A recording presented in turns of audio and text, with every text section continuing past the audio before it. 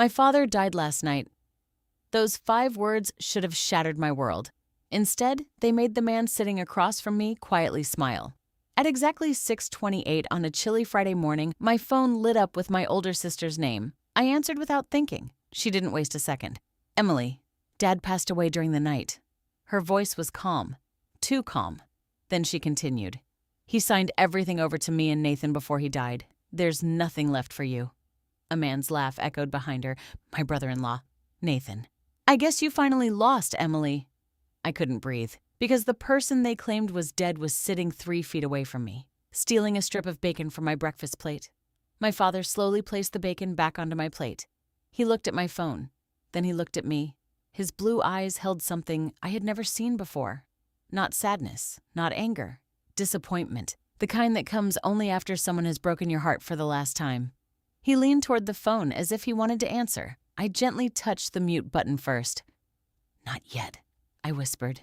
He nodded once. They've waited this long, he murmured. They can wait 2 more days. I unmuted my microphone. Keeping my voice shaky wasn't difficult. I need some time. Emily, my sister Lauren, sighed dramatically. I understand. The memorial service is Sunday afternoon. Try to behave yourself this time. The call ended. Silence settled over my apartment. Neither of us reached for our coffee. Dad simply stared out the kitchen window. After nearly a minute, he quietly said something I'll never forget. You don't really know who loves you until they think you're gone. If someone had told me 8 months earlier that my own sister would celebrate my father's death before asking how he died, I would have laughed in their face. Lauren hadn't always been like this. At least, I didn't think she had. My name is Emily Carter. I'm 36 years old. I've worked as a registered nurse for nearly 13 years. Long shifts, long nights, long drives between hospitals. Travel nursing wasn't glamorous, but it paid well enough to erase the student loans that had followed me since my 20s. Dad used to tease me every Sunday. You'll drive halfway across America to take care of strangers. He'd joke, but I can't convince you to come tighten one loose cabinet hinge. Then he'd laugh before I could answer. Richard Carter, 74 years old, a retired mechanic, Army veteran, the hardest working man I've ever known. He spent almost 4 decades running Carter Auto Repair outside our small Ohio town before retiring. He wasn't flashy. He never bought expensive watches or luxury cars. His wealth wasn't measured by what he wore. It was measured by what he never owed. His house was paid for. His truck was paid for. Every bill was paid before it arrived. After Mom passed away in early 2024, Dad never complained. He grieved quietly. Every Saturday evening, he wound the old brass clock sitting above the fireplace because Mom always said a silent clock made a lonely house feel abandoned. He kept winding it, even after she was gone. Everything about our lives seemed normal, until one ordinary autumn afternoon changed everything. Dad insisted on cleaning his own gutters. Neighbors offered to help. He smiled and waved them away.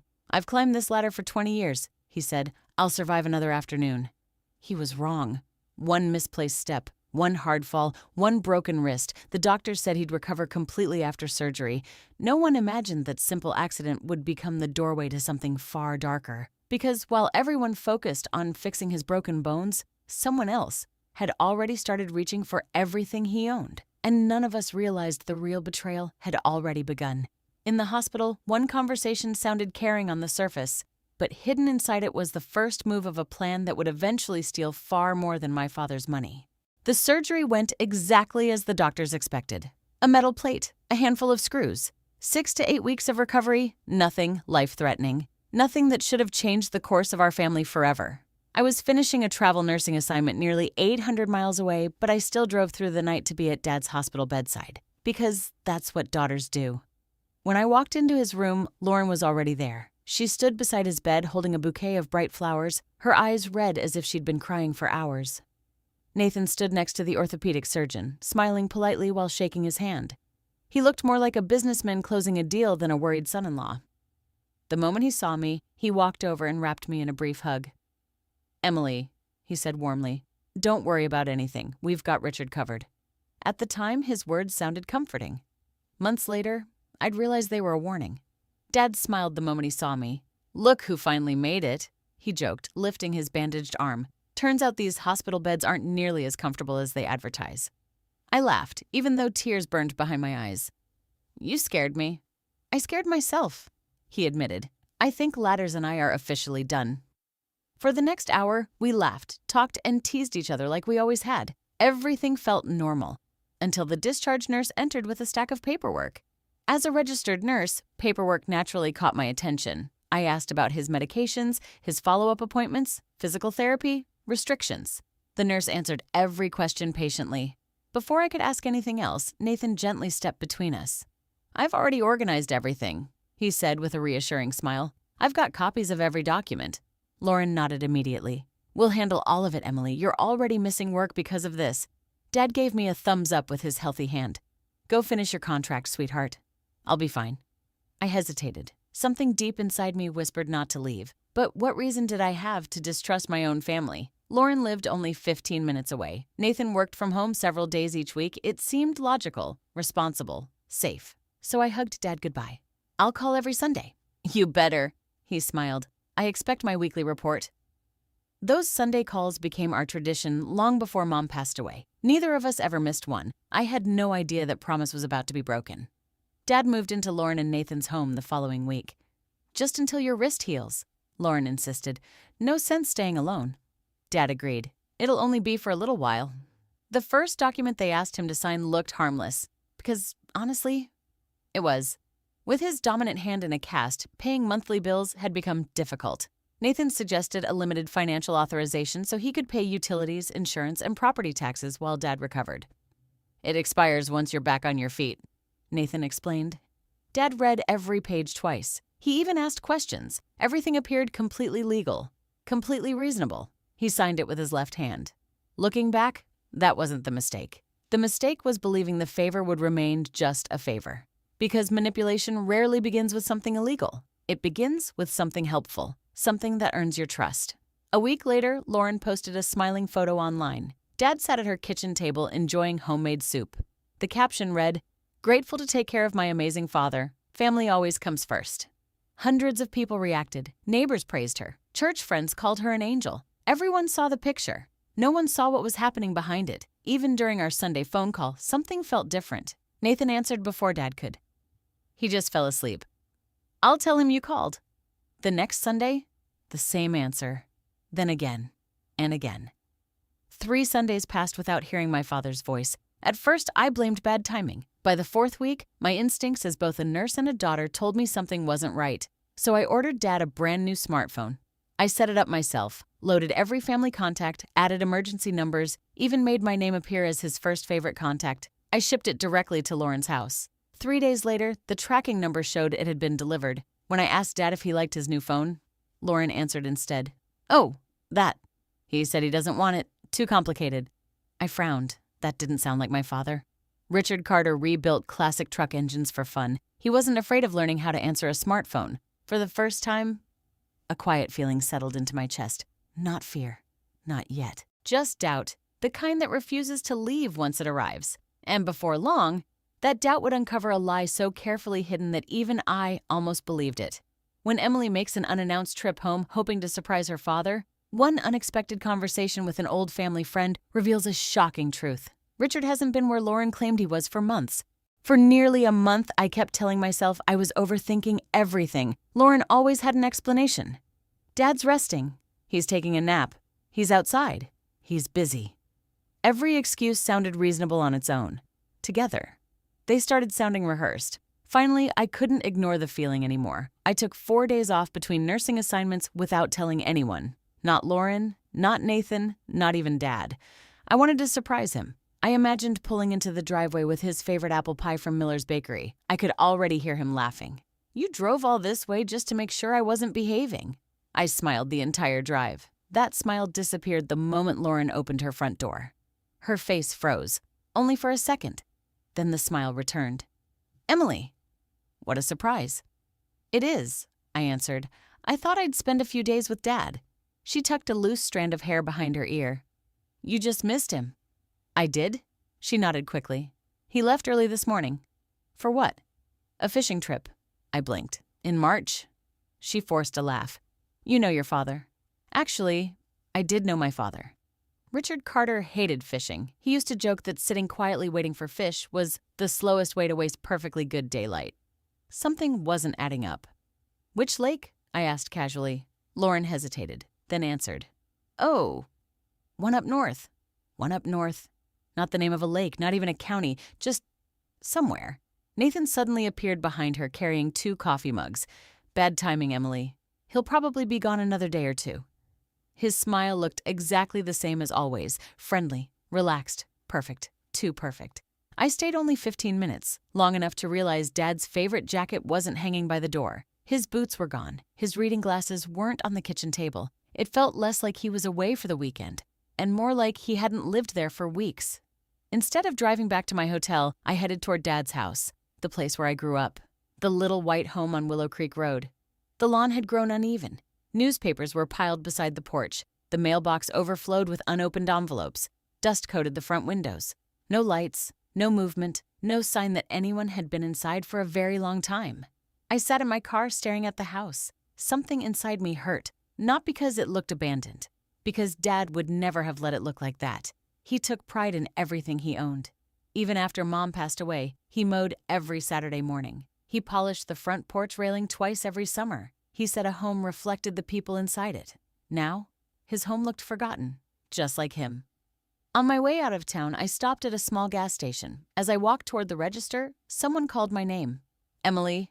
I turned around. It was Frank Holloway, Dad's oldest friend, 76 years old, retired funeral director, a man who had attended nearly every important moment in our family's life.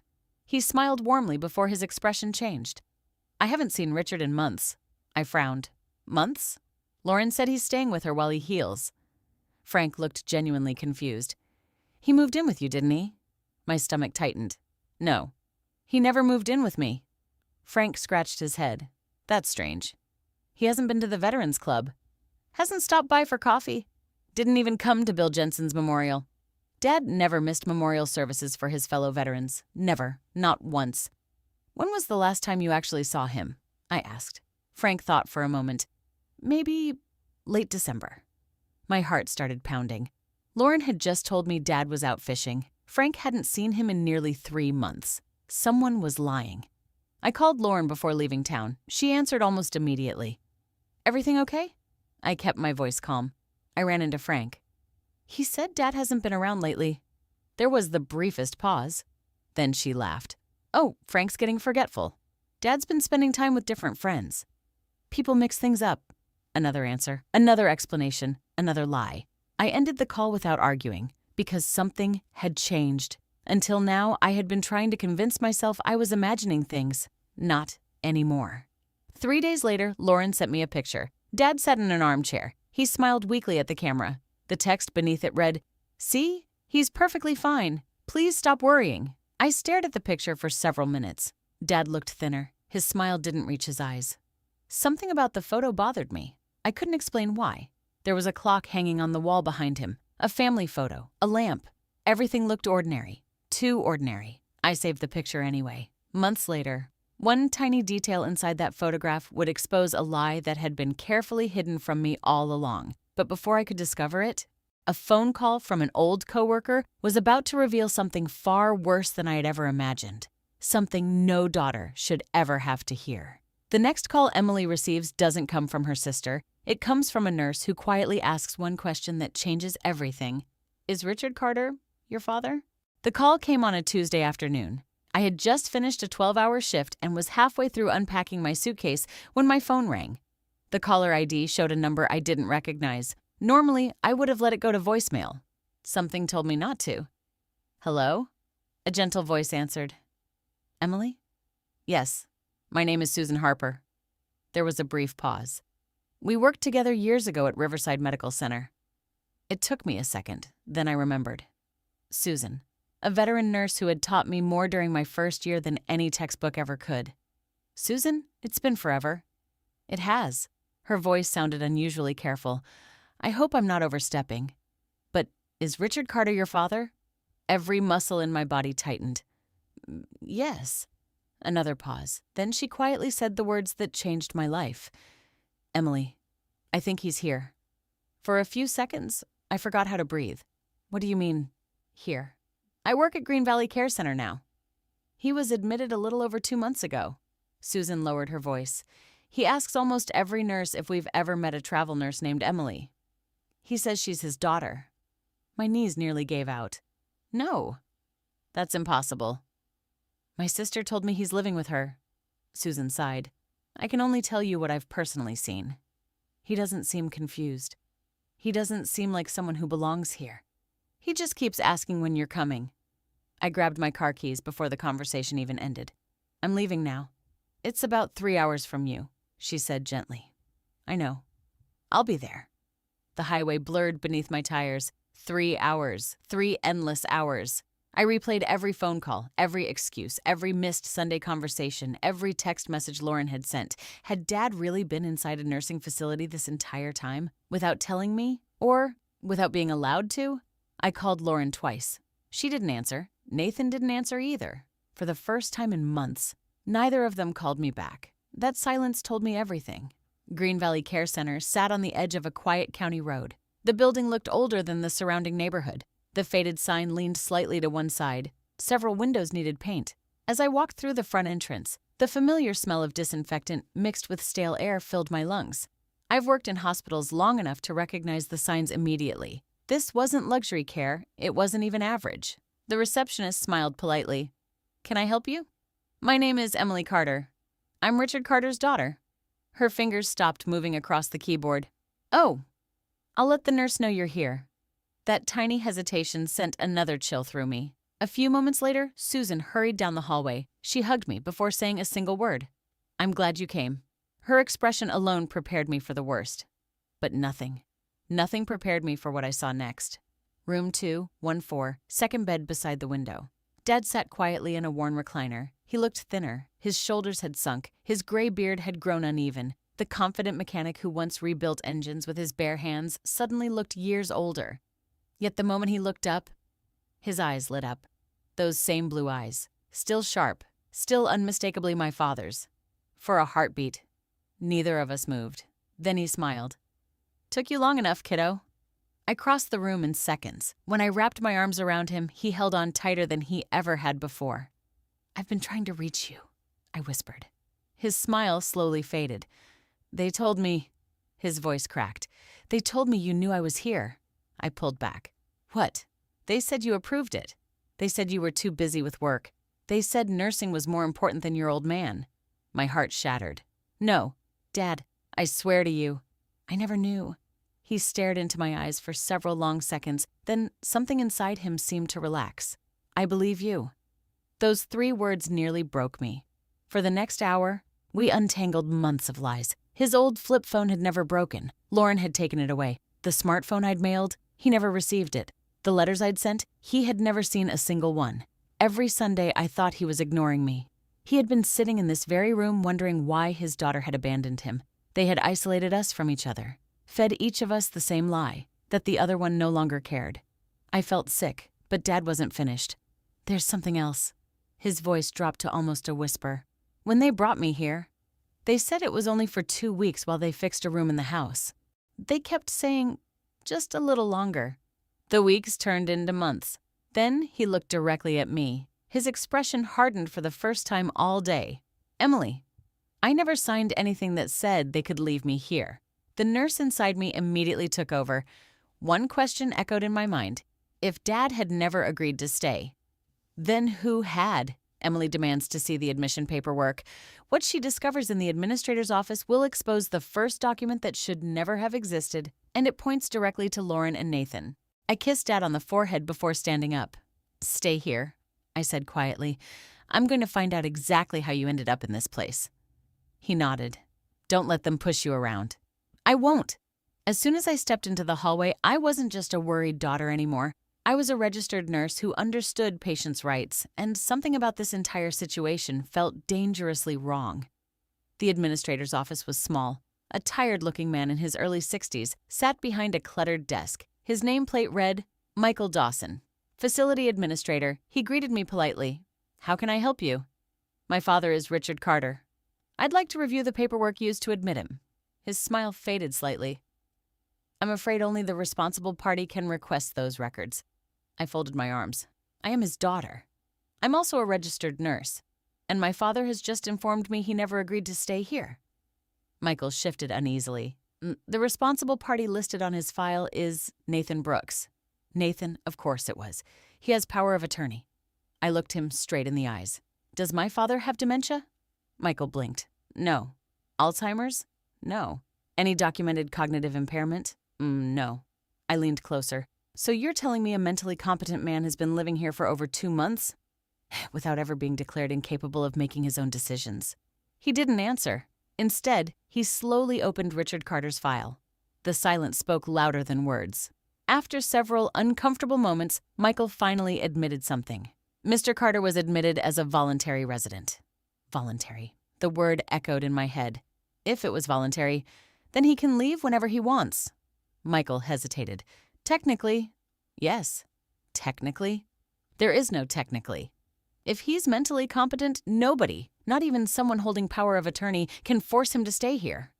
I watched realization spread across his face. He knew I was right. Power of attorney didn't erase someone's rights. It existed to help. Not imprison. I took a slow breath. My father is checking himself out. Today. Within 20 minutes, Dad sat beside me in the admissions office. Michael placed a discharge form in front of him. Dad adjusted his reading glasses. For several seconds, he simply stared at the blank line waiting for his signature. Then he smiled. You know, I haven't signed my own name in months. He picked up the pen. This time, he signed with his healed right hand, slowly, confidently. Every letter exactly the way he'd signed documents his entire adult life. When he finished, he slid the paper back across the desk. There. Michael stamped the form. I wish you the best, Mr. Carter. Dad chuckled. So do I. Susan walked us to the front entrance. Before we left, she quietly slipped a small paper bag into Dad's hands. Chocolate chip cookies. He smiled. My favorite. You remembered? She laughed. You asked every Sunday if they were fresh. Dad looked at her with genuine gratitude. Thank you. Not just for the cookies, for treating him like a human being. Outside, the warm afternoon sun hit Dad's face. He closed his eyes for several seconds, then inhaled deeply. I forgot what freedom smelled like. Those words hurt more than anything else I'd heard all day. The drive back to my apartment was strangely quiet. Dad watched the fields roll past outside the passenger window. Neither of us spoke much. About halfway home, he finally broke the silence. They think I'm still there. I glanced over. What do you mean? Nathan and Lauren don't know I've left. They're probably still telling everyone I'm safe. He looked out the window again. Let's keep it that way. I frowned. You want them to think you're still in the nursing home? For now. His voice stayed calm. I've spent months listening. Now, it's my turn to watch. There was something different about him. The quiet sadness I'd seen inside that nursing home had disappeared. In its place was patience. The kind of patience only someone deeply hurt could possess. The next morning, we visited Dad's bank. The manager recognized him immediately.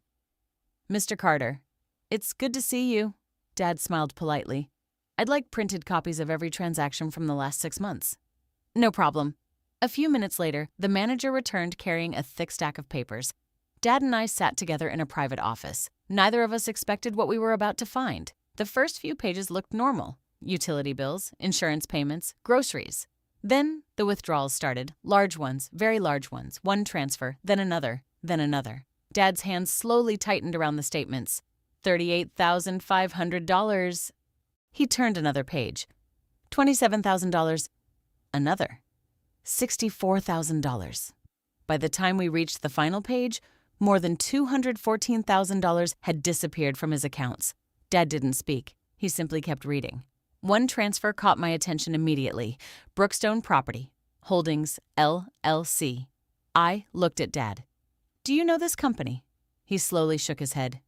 No. Neither of us did. But one thing became painfully clear. Someone hadn't just been paying his bills. Someone had been draining his life savings. And buried beneath the bank statements was one more document.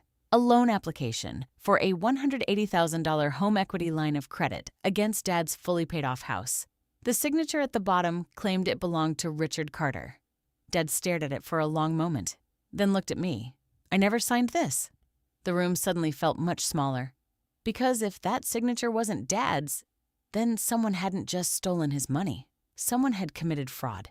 And for the first time, we had proof. The forged loan application is only the beginning. When an experienced elder law attorney compares Richard's real signature to the fake one, she discovers a mistake so devastating that Nathan's entire plan begins to collapse. Dad never raised his voice. He never slammed the stack of bank statements onto the table. He simply sat there, reading each page again, slower this time, the way he'd inspect an engine before deciding whether it could be repaired. Finally, he placed the papers down. "I worked 40 years for that money." His voice was barely above a whisper. "I skipped vacations. I drove the same pickup for nearly 20 years. I packed my lunch almost every day." He looked at me. "I didn't save all that so someone else could gamble with it." I reached across the table and squeezed his hand. "We're going to fix this." He nodded. "But this time, we do it the right way." That afternoon, I made one phone call. By the next morning, we were sitting inside the office of Margaret Ellis, one of the most respected elder law attorneys in the county. She was in her early 60s, calm, sharp, and the kind of woman who listened far more than she spoke. After hearing our story without interrupting once, she folded her hands on the desk. "Mr. Carter," she said, "before we discuss emotions, let's discuss evidence." Dad smiled faintly. "I like the sound of that." She began organizing every document into neat stacks: hospital records, bank statements, property documents, the limited power of attorney Dad had willingly signed after his surgery. Then, she picked up the home equity loan application, the one Dad insisted he'd never signed.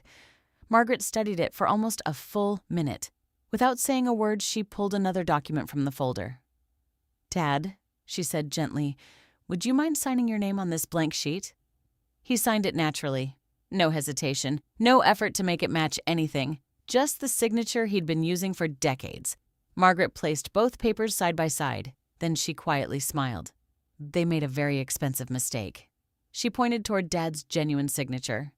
"Notice how your first name begins." Dad leaned forward. "My R always slants slightly left." "Exactly." She pointed to the signature on the loan application. "This one doesn't." She continued comparing them. "The spacing is different. The pressure changes. The ending stroke is completely unnatural." Then she looked directly at us. "This wasn't signed by Richard Carter. It was copied." A chill ran down my spine. "So, it's forged?" Margaret nodded. "In my professional opinion, yes." Dad slowly leaned back in his chair. For several seconds, he said nothing. Then he quietly whispered, "They forged my name." Not because he was surprised, because hearing someone else confirm it made it real. Margaret wasn't finished. She requested Dad's medical records from the orthopedic clinic. An hour later, they arrived electronically. She smiled again. And here's where their entire story begins to collapse. She pointed at the treatment notes. "According to these records, you were attending a follow-up appointment the morning this loan application claims you signed these documents." Dad nodded. "I remember that visit." They checked the metal plate. "I was there most of the morning." Margaret tapped another page. "The loan paperwork says it was signed at 10:20 a.m. She slid over the clinic records. "At 10:20, you were undergoing an examination nearly 20 miles away." I looked back and forth between the documents. They couldn't both be true. "They can't," Margaret replied, "and that's exactly why this matters." For the first time since leaving the nursing home, I saw hope in Dad's eyes, not because the money had returned, but because the lies were beginning to fall apart. Margaret immediately got to work. First, Dad officially revoked every power of attorney connected to Nathan. Copies were sent to the bank, the county recorder's office, and every institution where his financial records existed. Next, she contacted the lender, handling the home equity loan. The application was frozen before any money could be released. Then, she filed reports with Adult Protective Services and the bank's fraud investigation department. Everything was documented. Every phone call, every signature, every missing dollar, every false statement. Nathan had spent months building his scheme with paperwork. Now, paperwork was turning against him. Just when I thought we finally had enough evidence, Margaret opened one last folder. "I requested every legal document submitted under your father's name during the last year." She pulled out a notarized form. Dad frowned immediately. "I've never seen that." Neither had I. Margaret carefully placed it on the desk. "This grants someone complete financial authority over every account Mr. Carter owns." Dad stared at the signature. His face slowly lost its color. "I never signed that either." Margaret nodded. "I know." Then she looked directly at both of us. "This document changes everything." Why? I asked. Because whoever created one forged document usually creates more than one. She closed the folder. And people who believe they've gotten away with fraud often become careless. Dad looked at her.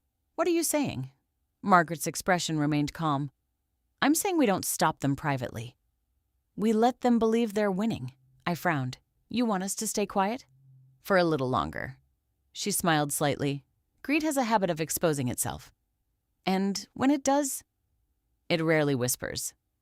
Dad looked at me across the desk. For the first time in months, the sadness in his eyes had been replaced by something else. Resolve. He gave a slow nod. Then we wait. None of us realized that the biggest mistake Lauren and Nathan were about to make wouldn't happen inside a bank. It would happen in front of an entire town. And once they made it, there would be no way back. 2 days later, Dad reveals a shocking plan that leaves Emily speechless. Instead of confronting Lauren and Nathan, he wants them to believe something impossible, that he has died. Only then, he says, will they reveal who they truly are. I stared at Dad for several seconds. I don't like this. He smiled. I know. No, I really don't like this. What if something goes wrong? What if Lauren calls the police? What if people think you're actually dead? Dad folded his hands on the kitchen table. I've thought about every one of those questions. And? We're not breaking the law. He looked at Margaret. She nodded. No fake death certificate. No obituary. No insurance claim. No government agency will be misled. No official records will be altered. Dad leaned back in his chair. We're simply going to let two greedy people believe exactly what they want to believe. The room fell silent. Margaret finally spoke. If Lauren and Nathan truly forged additional documents, they'll try to use them the moment they think Richard is no longer alive. And if they willingly present forged documents in front of witnesses... She didn't finish the sentence. She didn't need to. Dad quietly smiled. They'll expose themselves. The plan was surprisingly simple. Dad's oldest friend, Frank Holloway, agreed to make one phone call. Everyone in town trusted Frank. For nearly 40 years, he had directed funerals with kindness and dignity. If Frank called with sad news, nobody questioned him, especially Lauren. The local Veterans Association also agreed to organize a memorial gathering. Not a funeral, not an official service, just friends coming together to honor someone they believed had passed away. Everything stayed legal. Everything stayed truthful. Only one thing remained uncertain: how Lauren and Nathan would react. Dad looked at me. You already know. I wished I didn't. Thursday evening arrived. Frank placed his phone on speaker. Dad and I sat across the kitchen table listening. Frank dialed Lauren's number. She answered after the second ring. Hi, Frank. His voice was gentle. Lauren, I'm sorry to call with such difficult news. Your father collapsed this afternoon. A long silence followed. I held my breath. Then Lauren finally spoke. Her first words weren't, how did it happen? They weren't, was he in pain? They weren't even, can I see him? Instead, she asked, where was he staying? Another pause. Then she added, were his personal papers with him? Dad slowly closed his eyes. He looked older in that moment than I had ever seen him. Not because of grief, because of certainty. The last tiny piece of hope he still carried for his older daughter quietly disappeared. Frank answered calmly. The veterans are handling the memorial. As for paperwork, I'm sure his attorney has whatever's necessary. Lauren thanked him, then hung up. The entire conversation lasted less than 2 minutes. Dad remained silent. Finally, he whispered, she never asked about me. I couldn't answer, because neither had I expected it to happen so quickly. The next morning, my phone rang exactly at 6:31. Lauren, I already knew why she was calling. I answered anyway. Dad sat across from me eating breakfast, almost exactly like the morning this nightmare had begun. Lauren's voice sounded strangely flat. Emily. Dad passed away. There wasn't a single tear in her voice. Then she continued. He left everything to me and Nathan. I just wanted you to hear it from family. Behind her? Nathan laughed. Looks like somebody finally lost. I quietly pressed the mute button before either of them could hear what happened next. Dad calmly reached over and stole another piece of bacon from my plate. For the first time in weeks, I laughed. Not because anything was funny, because watching the man they claimed was dead complain that my bacon needed more pepper somehow reminded me that they hadn't won. Not even close. I returned to the call. I need some time. Lauren sighed dramatically. The memorial is Sunday. Please don't embarrass yourself. I'll be there. I replied softly. She disconnected. Dad looked at me. You handled that well. I wanted to tell her you were sitting right here. So did I. He smiled. But patience wins wars. Saturday morning, Lauren made a public Facebook post, a black and white photo of Dad. The caption read, "Rest peacefully, Dad. Thank you for everything. I'll always treasure our last moments together." Hundreds of comments appeared within hours. People offered prayers. Neighbors shared memories. Church members promised to bring food. Everyone believed the story. Everyone except us. That afternoon, an elderly neighbor called me. "Emily, there are people changing the locks on your father's house." I immediately called Margaret. She simply asked, "What time?" I told her. She wrote it down without another word. Every lie, every phone call, every suspicious move. She documented everything. Paper creates timelines, she reminded me, and timelines destroy false stories. That evening, Dad stood quietly in my apartment ironing his only dark suit. He carefully adjusted his old veteran's lapel pin, then polished his black dress shoes until they shined. I watched him for several minutes before asking, "Are you nervous?" He smiled without looking up. "No." He gently brushed invisible dust from his jacket. "I'm curious." "About what?" He finally looked at me.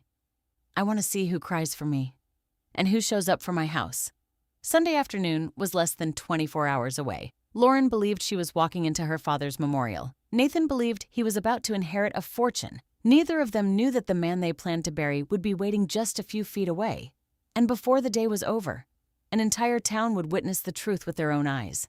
As Nathan stands before the crowd holding what he claims is Richard Carter's final will, the side door of the memorial hall quietly opens. The next footsteps will change every life in that room forever. Sunday arrived with gray skies. By 2 o'clock, the Veterans Memorial Hall was nearly full. Neighbors, church friends, old mechanics who had worked beside Dad for years, veterans wearing faded service caps, people carrying casseroles and flowers. Nearly everyone in town had come to honor Richard Carter.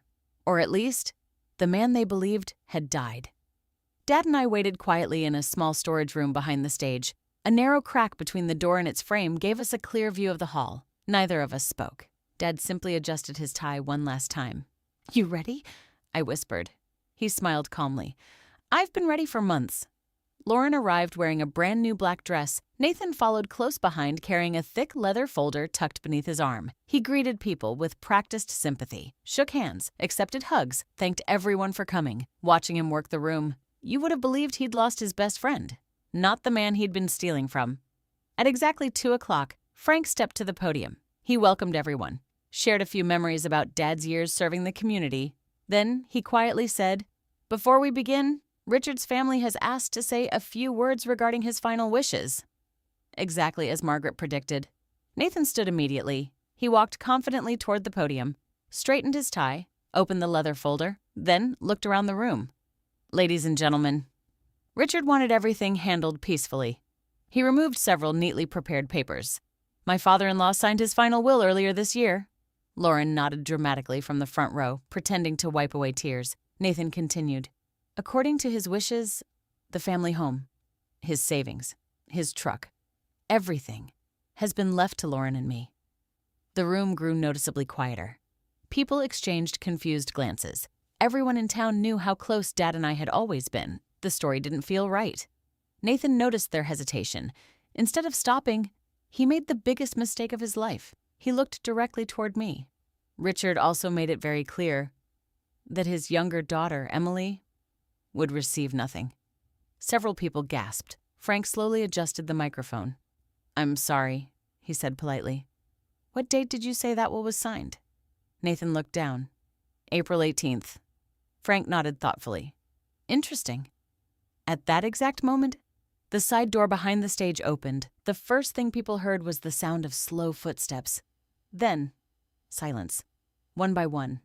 Heads turned. A casserole dish slipped from someone's hands and shattered against the floor. An elderly veteran removed his glasses. Another woman covered her mouth. Lauren stood frozen. Nathan stopped breathing, because the man walking calmly toward the podium was Richard Carter, very much alive. Dad didn't rush. He simply walked across the room with quiet confidence. When he reached the front, he smiled at the borrowed memorial display. "Nice picture." He glanced at the closed casket.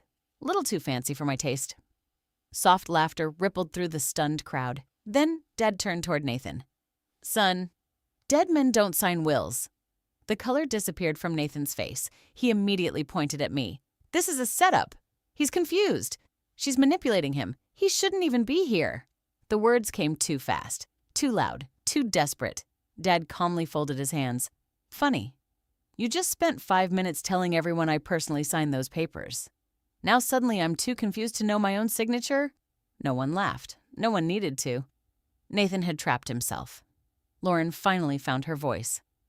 "Dad, we thought—" She couldn't finish because she knew exactly what she'd done. Margaret quietly stood from the back row carrying a slim black briefcase. She walked to the front table and began laying documents down one by one. No speeches, no shouting, only evidence. "These are certified bank statements." She placed them beside the supposed will. "They show over $214,000 transferred from Mr. Carter's accounts." Another document. "This is the frozen home equity application." Another. "These are orthopedic medical records proving Richard Carter was under medical care at the exact time one of these signatures was supposedly created." She finally held up the will Nathan had just read aloud. "And this is the document Mr. Brooks voluntarily presented in front of more than 60 witnesses." Nathan's hands began shaking. Margaret looked at him calmly. "Would you like to explain who witnessed Mr. Carter signing this?" Nathan opened his mouth. Nothing came out. Before anyone else could speak, the hall doors opened. 2 sheriff's deputies quietly walked inside. The older deputy approached Nathan. "Mr. Brooks, we'd like you to come with us regarding an active fraud investigation." Nathan tried to smile. "This is all one big misunderstanding." The deputy remained expressionless. "You can explain that downtown?" Nathan looked toward Dad, then toward Lauren. Neither could save him now. As the deputies escorted him toward the exit, he finally broke. "I was going to pay it back. It was only temporary." Dad looked at him with genuine sadness. "You had months to do the right thing. You chose every wrong one instead." Nathan lowered his head. For the first time, he had nothing left to sell. Lauren collapsed into a chair, her makeup streaked down her face. "We were drowning," she whispered. "The credit cards, the mortgage. Nathan said we'd fix everything before you noticed." Dad listened quietly. "I believe you were scared." Lauren looked up hopefully. Then Dad gently finished. "But fear explains a mistake. It doesn't excuse a choice." Tears streamed down her face. "I'm sorry." "I know," Dad answered. "I just wish you'd been sorry before you thought I'd died." The deputies led Nathan outside. Lauren followed for questioning. The hall remained silent. Dad slowly walked back to the podium. He rested one hand on the closed casket. "I owe all of you an apology." The room listened. "I never wanted to fool my friends, but I needed the truth to reveal itself." He looked around the hall. "They didn't steal my money. They tried to steal my voice. They convinced people I couldn't make my own decisions. They separated me from my daughter. They treated me like I was already gone." His voice remained steady. "So let me leave you with one piece of advice. If your parents are still alive, talk to them, check on them, know who controls their paperwork, and never wait until a funeral to find out who truly loved them." No one clapped. Many cried because everyone understood. This story wasn't really about money. It was about trust. Over the following months, the investigation recovered most of Dad's savings. The fraudulent loan was canceled. His home remained his. Lauren accepted responsibility and began rebuilding her life one difficult step at a time. Whether our relationship would ever fully heal, only time could answer that. As for Dad, every Sunday morning I drove to his house. He still burned the bacon. He still wound Mom's old brass clock every Saturday night. And every time I heard that familiar ticking fill the living room, I smiled because it reminded me of something Dad once told me after everything was over. A house isn't kept alive by the money inside it. It's kept alive by the people who refuse to give up on each other. He was right, and after everything we'd survived, neither of us ever would again.